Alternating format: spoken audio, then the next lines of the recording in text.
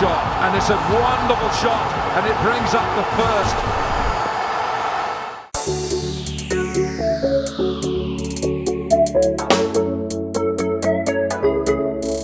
Hi, this is DJ Bravo, and you're watching Wired 868.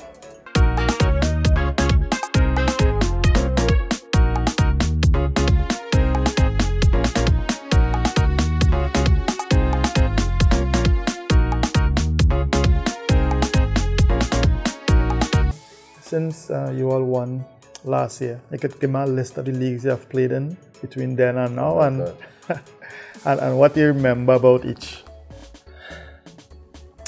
Well, for me now it's basic. So there's CPL, there's IPL, there's BPL, which is Bangladesh, there's T10 in Dubai, there's Big Bash in Australia, there's PSL in Dubai again, which is a Pakistan league.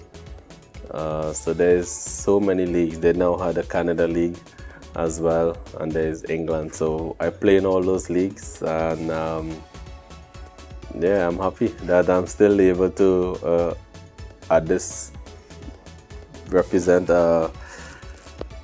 my country, and not really Trinidad and Tobago, but I'm still flying the flag, and that's the most important thing, because I'm still in a lot of demands around the world by so many different teams and in every league, so which means I'm doing something good, so I have to just stay fit and continue to do so.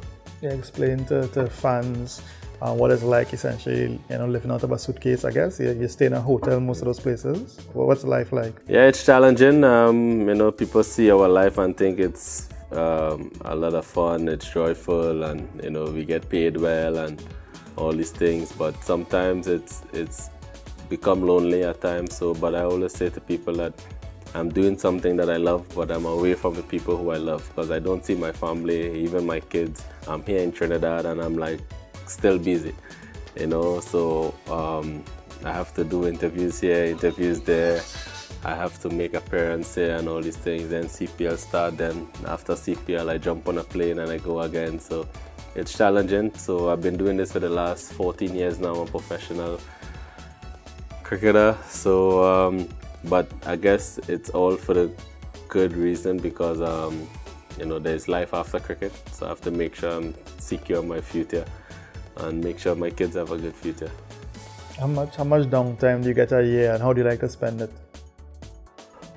Downtime, I play for like 10.5 months of the year. I play in tournaments. Every tournament will go between 4 to, let's say, 8 to 10 weeks, but IPL is the longest. IPL is about 10 weeks, but Big Bash also is about 10 weeks, but every other tournament is between 4 to 6 weeks. So it's tournament after tournament, so I'll have like a week off, 7 days off, 8 days off, sometimes 3 days off, and then I go again. So it's challenging, but it's what I do for a living, and it's what I enjoy doing, and I just have to burn my belly and go. What's your trick to keeping your mind fresh and sharp for every challenge?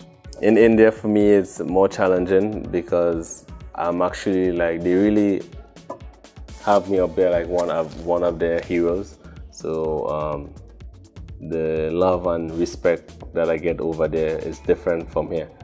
Like, they admire my talent, what I do. If I go to the mall in India, it's crazy. It's thousands of people that show up just to get an autograph or a picture.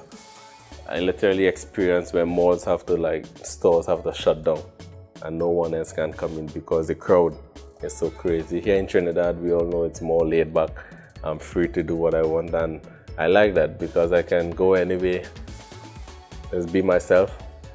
And but I receive love both places, here and in India as well. So there's the difference again. The way how they approach over there, it's more like they really show their love by coming towards you. When you're away for a long time and you think about Trinidad, what do you miss the most? Apart from my kids, I miss the nightlife. I miss the food. Even when I am away, I look for a Caribbean restaurant, you know, and I love my Caribbean food, like traditional food. You know, yeah, but being able to just be yourself and just chill out, that's being around your friends, and that's what I miss the most. Well, I'm blessed with the opportunity to travel the world and do something that I love, and you know, make a name for myself around the world. I never thought coming from Santa Cruz at 6 years old that I would have been a household name around the world, and I think you know, I've done well for myself. I just want to continue doing that, and you know, I branch off into music, which is also something that I have a lot of passion for, and you know, there's some success in that as well, so it's good. I just following my heart, following my dream, just doing what I love and trying to make the best out of it. Where did the music come from and how far you want to go with it?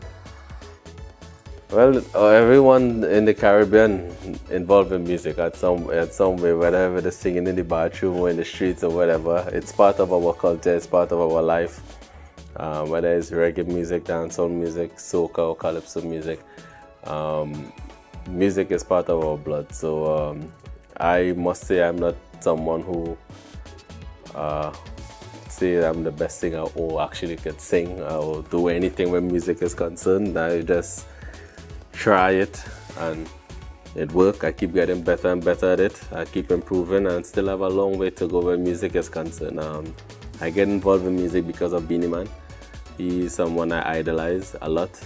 Growing up 14, 15, when I was 15 years old, I always wanted to meet him because at that time I saw him like this mega superstar of the Caribbean, this giant artist, like, you know, the closest to Michael Jackson kind of thing. So yeah, and meeting him was when I really decided, you know, I want to be like this guy. I want to share a stage or do something like him. And my first song I recorded with him in his studio, and that was the first time, and that's when I realized how difficult it is to record a song. It's not easy.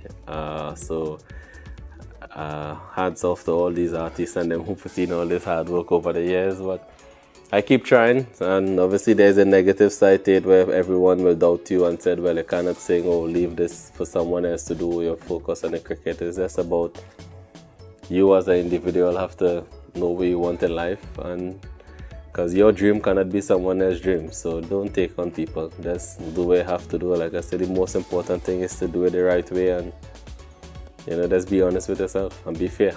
What are the difficulties in singing in that field? Singing? What are the challenges in that field, really? Man, singing hard. Singing hard, man. So I have to go and do voice training. I went one time and I realized it's difficult. I stopped.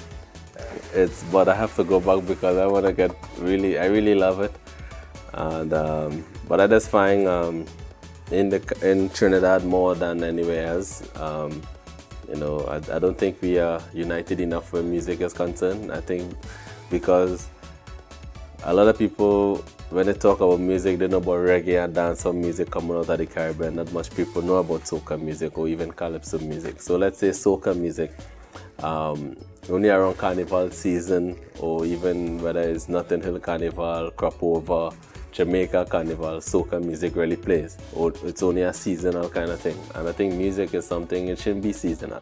I mean, I did Champion song, and you know, today is the biggest song that come out of Trinidad and Tobago views wise is concerned, and that's just me. And I'm not no main artist, and you know, some of the names that I call in the song are some artists from Trinidad, or even, so when people ask me who are those people, then I have to explain to them who are those people, what they do, and the type of music. Like, you know, but those are artists who are there before me and who are big in our country. I shouldn't have to be explaining who are these people and why I put their names there and all these things, you know. So, but I hope one day we'll get there at some point.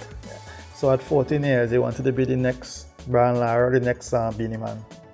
At 5 years, I wanted to be the next Lara, because Lara, both of us come from Santa Cruz, and we are about 4 streets away from each other. So growing up as boys in the village, everybody wanted to play cricket.